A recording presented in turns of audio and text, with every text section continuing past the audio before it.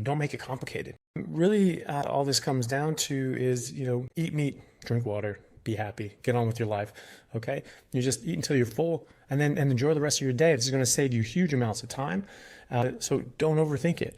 You don't have to track every little calorie. You don't have to track every little macro. Just eat what tastes good. Stop when it stops tasting good, and your body will do the rest. Your body knows what it's doing.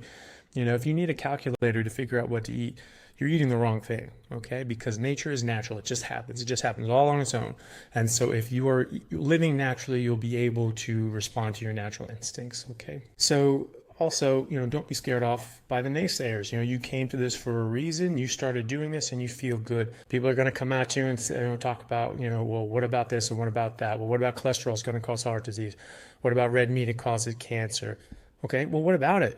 Arm yourself with the facts. Know what you're talking about. Watch my videos, watch Dr. Baker's videos, Dr. Barry's videos, watch all these and tons of others, Professor Noakes, so many people out there that you can learn from.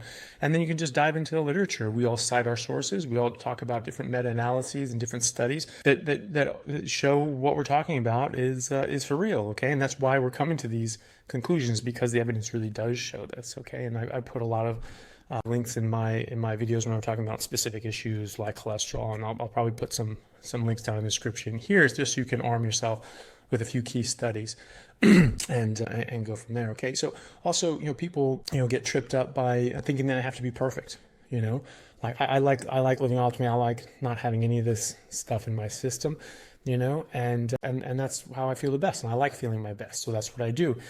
If you were to slip up, or maybe you were doing this really well for a while, and then you had some rice or something else, it's okay. You can start again the next day. It's all right. It's actually okay, because you're going to be seeing the contrast now on how good you feel versus how bad you feel when you're eating these things that you don't want. And that's going to reinforce this. You're going to be like, wow, I actually do feel so much better. And when I eat just a bit of rice, I actually feel like crap for 4 days. So I really don't want that. Some people I talk to say that, they're doing great. They're feeling amazing. They've never been strong, never felt stronger, never played rugby better. Like they're just great. And then they go to their parents' house and like, well, but I had some rice, so I guess that's it.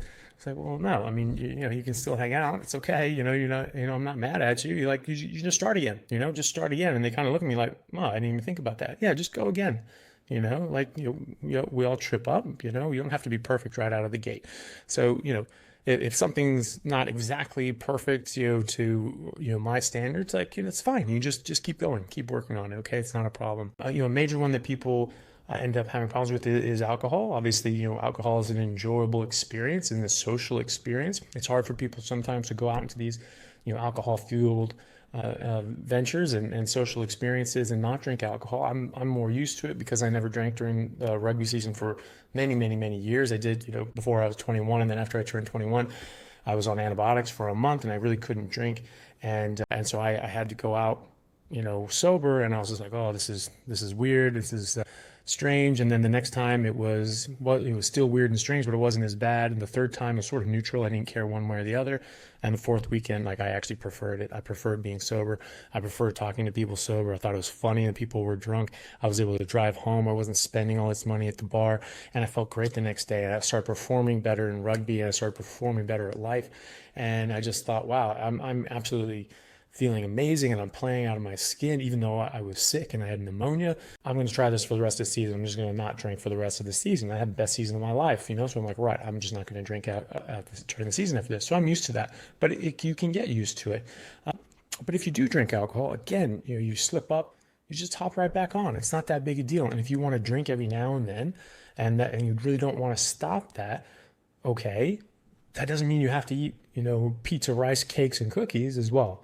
Okay, so even if you're just eating, eating meat and drinking water, and then occasionally you're having some drinks, that's still so much better than the other people who are drinking probably more than you are and eating all that other crap. All right, and then as you're going and you're feeling better and better, then you drink, and you're like, wow, actually that pulls me back for actually a lot longer than you think. I don't get back to being able to work out to the same level. I mean, I feel fine, but I'm not able to work out to the same extent that I normally do after I drink for up to 3 weeks. Okay, so that's just not worth it to me. And I feel fine. I can do all my daily activities fine. But when I'm working out to a high level, I definitely don't have the same exercise tolerance or energy level or strength that I do for like seriously full 3 weeks. Okay, so those are some of the